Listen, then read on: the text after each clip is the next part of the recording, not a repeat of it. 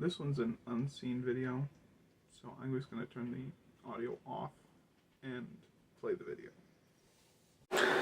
Hello everybody, my name's Julia, and today I'm going to go over my top 15 favorite movies. Number 1, the Harry Potter series. I can't just pick one film from this saga.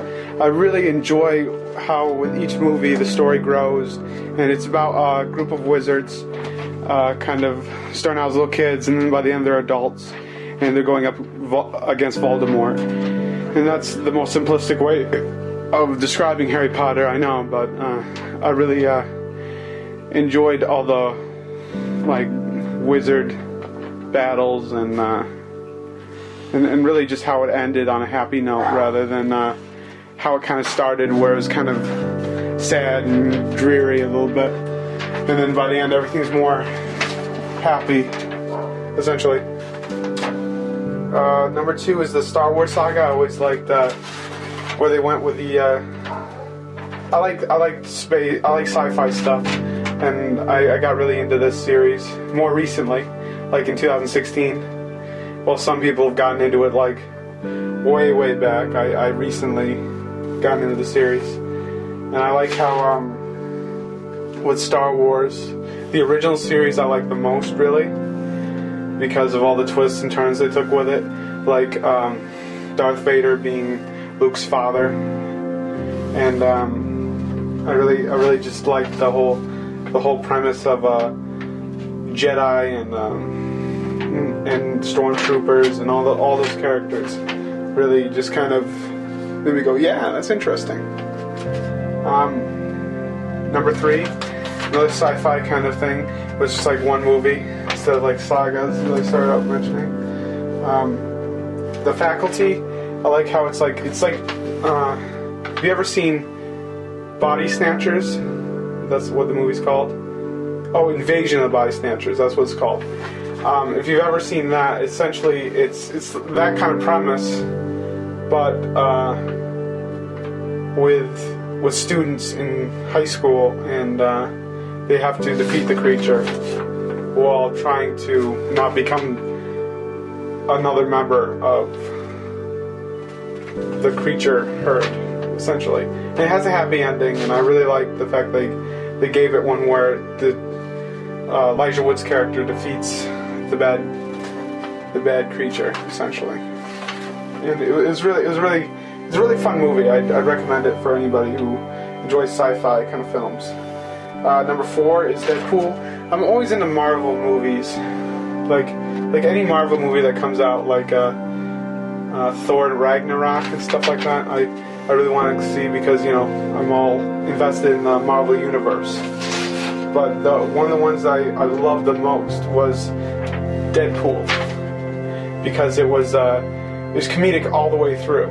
Like, it was every minute of the film I was in the theater and I was just laughing my head off, and I just liked the experience of it. And I just can honestly tell you, if you're into the comedy element of the Marvel movies, the strongest one I've seen is Deadpool. It'll make you laugh all the way through.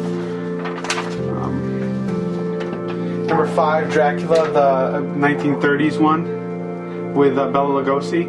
I like the story and how it's about like a vampire kind of coming into a town and taking over. And it's a very interesting film, and to me it's a classic. It's very good. I like how Bela Lugosi's performance, and how he's like a believable vampire, like the way he talks and just how weird he sounds. It's like he's got to come from somewhere, but I'm not sure where. And he just makes that performance his own. He really does a really great job. I learned that there was a Spanish version going on at the same time that was shot in the same studio, and they go over the same elements. But to me, I think for me, the American version is the one that probably got more popularized.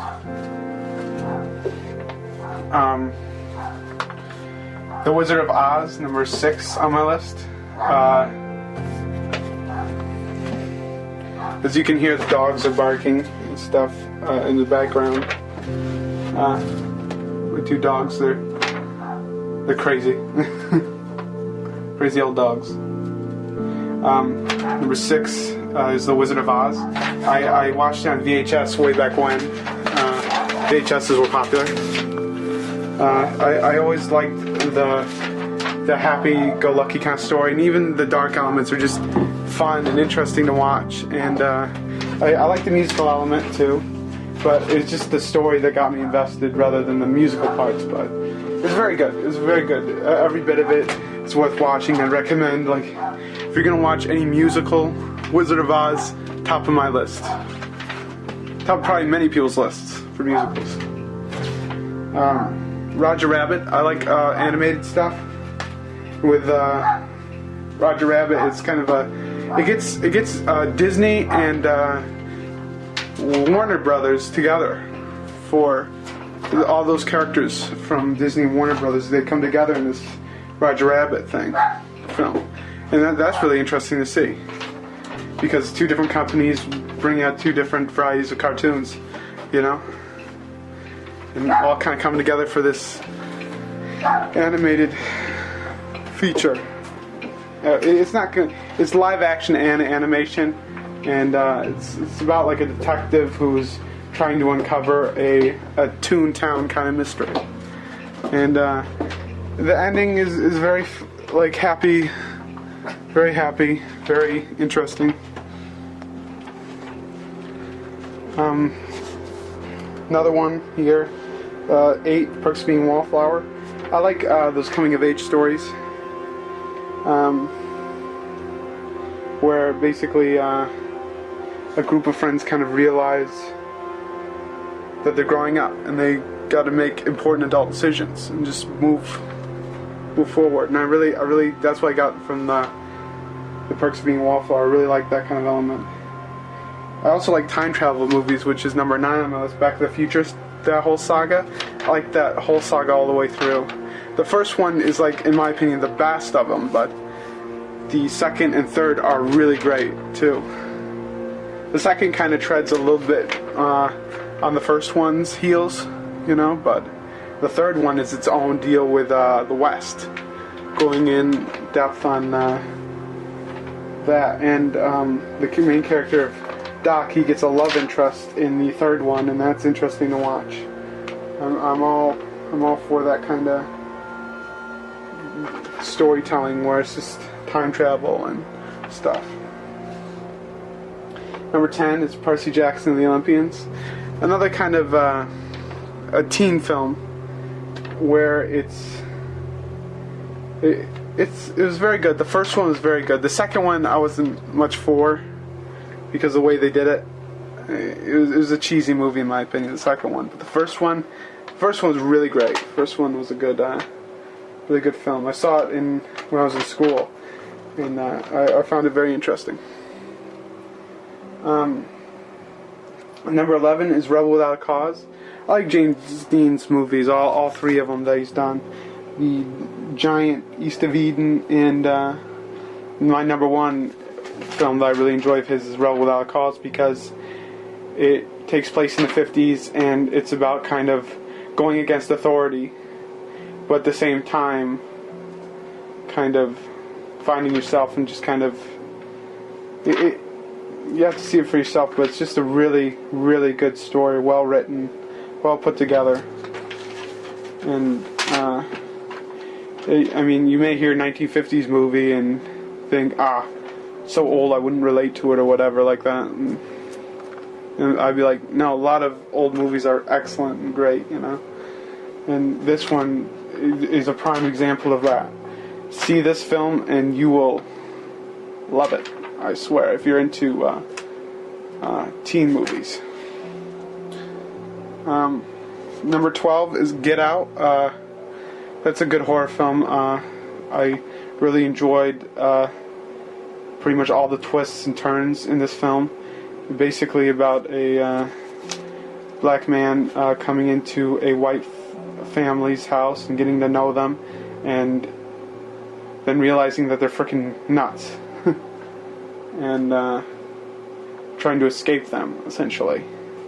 And that's all I'm going to really say about that. I don't want to give too much away with that, but obviously some of the stuff that I've talked about in this video are probably spoiler territory, so no doubt there are some spoilers in this. I enjoy the original Scream trilogy. It pretty much goes very. It's a very good horror saga. And I do like the film within a film thing they ended up doing, but I think that sometimes they could have gone a little bit too far with that element. But the first one was excellent. The second one was interesting to watch, and the third one was pretty good too. So honestly, if you're really into horror films, I'd recommend seeing Scream, that whole trilogy. And there's a fourth one, I saw that, and that one's pretty good too. So, if you want to see a good horror film saga, see the 4 Scream movies that are out. Number 14 is Pleasantville. I like the story completely, where basically two teens, they get stuck within a show, a black and white show from the 1950s. And basically they have to go through the show series while being in it, and one of them already knows kind of the story by heart, so he kind of knows what episode he's in while he's in it, you know.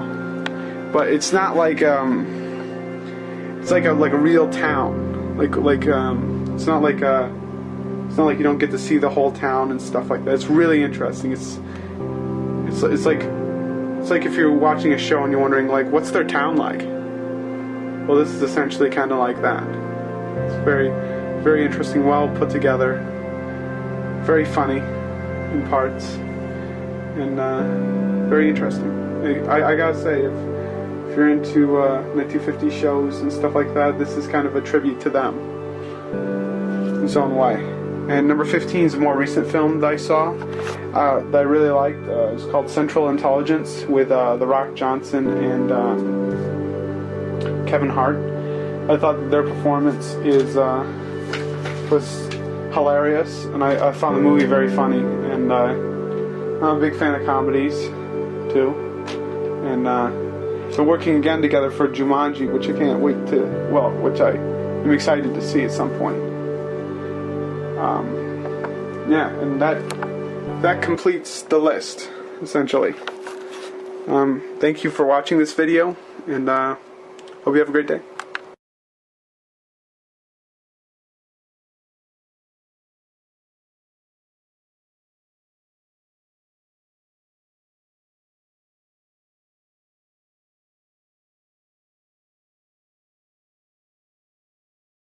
Hello, my name is Judy. And today I'm going to go over my top 10 favorite shows. Let's go over the top 10 shows that I enjoy. Alright, number 1 is Friends. I really like Friends because it's pretty much about the title, essentially. The title says it all. And Friends is about a group of friends that live in New York and eat and drink at a coffee shop.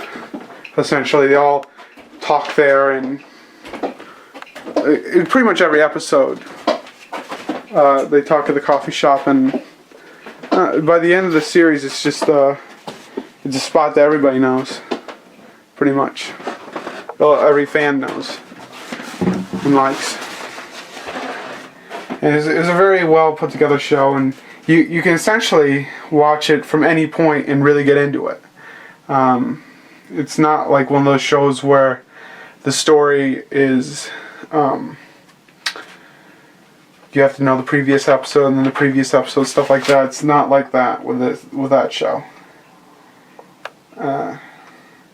And I can honestly say that I ended up watching it. I started watching it at a random point, and I was able to get into it very easily.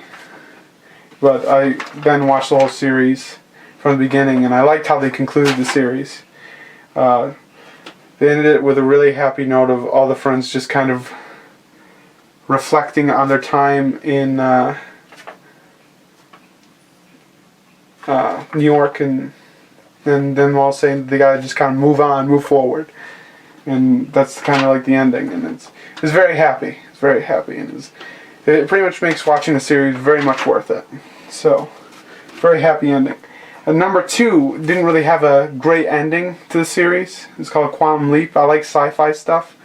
With Quantum Leap, I found myself just kind of going, wow, this is a weird premise. What are they doing here? You know, in some parts. And it's weird. It's a weird show where it's like essentially Sam leaps back and forth throughout time, but everybody who he leaps into is essentially a different person, and he has to deal with that and deal with their problem and solve it and fix it, and that's every conflict is usually resolved in every episode essentially, and it's on the next one, and it was very good show, but the ending unfortunately is very disappointing for any fan of the show who's hoping that the main character Sam Beckett gets home or something like that. He doesn't.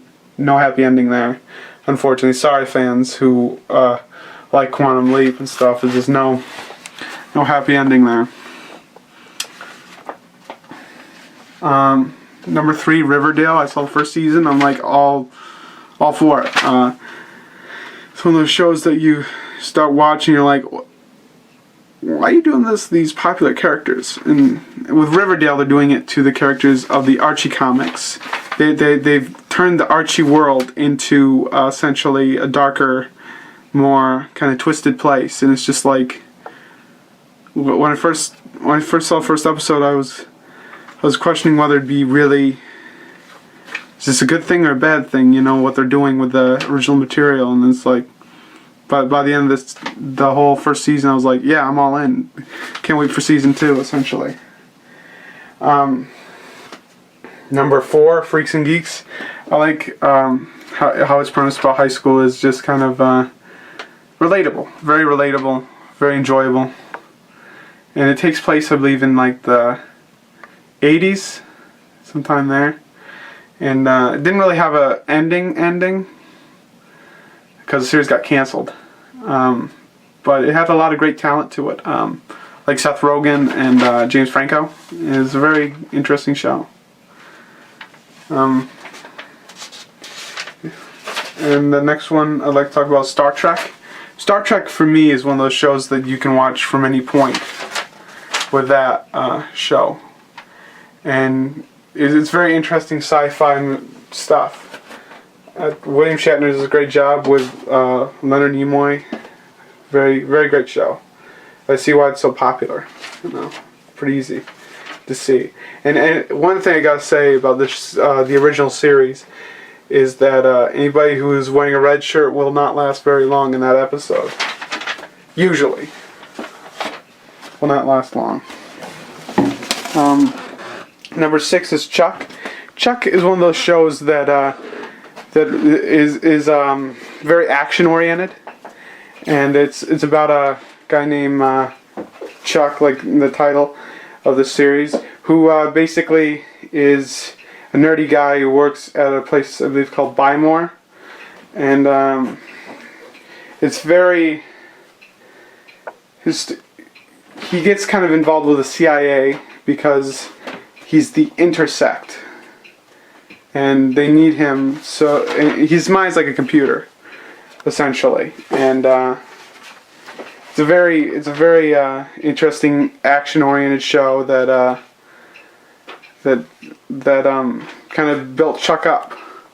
And he started out as a nerdy guy, and then by the end of the series, he can kind of fight on his own. He can help the team more than being a little whiner. I gotta say that the first 2 seasons is pretty much him being like, I need help with everything because I'm not this intersect only allows me to like read things that you don't know, kind of stuff, and all I can say is by the third season, that's when Chuck actually starts doing some stuff. Like he really starts, you know, pushing his weight around, helping out a lot more than the first 2 seasons. But I really liked what the show did and how interesting they kept it. But I gotta say is that the series, in my opinion, by the 5th season, didn't have the greatest ending. It was kind of disappointing when I first saw it, and it kind of made me go, oh, geez, that wasn't a good payoff to end it like that. They essentially ended it where everybody left Chuck, and Sarah was left, and you didn't even know if those two ended up together, which it was kind of the main point of the series, is that those two would kind of get together, essentially, at some point. So, I don't know. I just felt that they could have made the ending clearer than they did. But they kind of did with the season before the 5th season, the 4th season. Great ending to the 4th season was Chuck got married to Sarah, essentially. And I feel like they could have ended it at the 4th season. So in my opinion, Chuck is an A+ show if they ended it at the 4th season. You know, or you ignore the 5th season completely. That's the way I view it. Number 7 is a campy show called the 1960s Batman with Adam West. I found that to be a funny show. And it's like it knows it's campy, it knows it's funny. And it is a really good Batman show. Following the comics more than following the old comics with the bam booms and pows and stuff that they had in the comics. They followed that.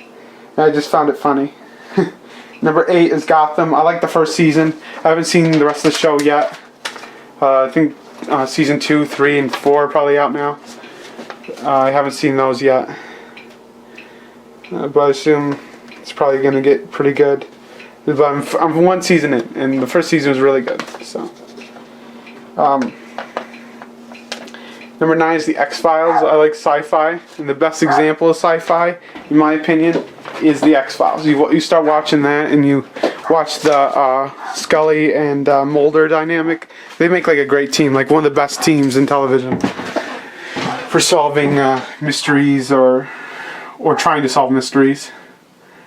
And it's just really entertaining watching them, and spooky too. I say if you're gonna watch the X-Files, the best time to watch is at night with the lights off. You know, because it can get really spooky, which is enjoyable if you're into getting really scared. Number 10 is Knight Rider. I've been getting into the series. I like its campiness. I like the David Hasselhoff's character in it, and the character of Kit. As you can hear as I'm talking, my dogs are barking in the background as I'm making this video. I just found the show very interesting and funny in some parts. I like Kit's voice and how it's done. It's proper and very smart and sophisticated.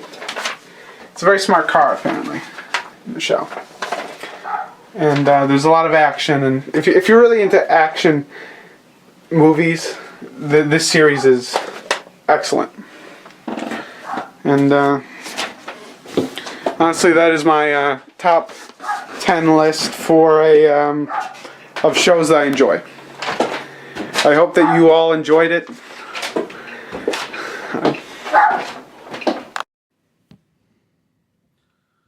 I hope you all enjoyed this video. I just kind of pieced it together and stuff, and I just wanted to show it. It's episode 5 that I'm putting together now. It's like, okay. Hope you enjoyed. Yeah. This reaction video was interesting, to say the least.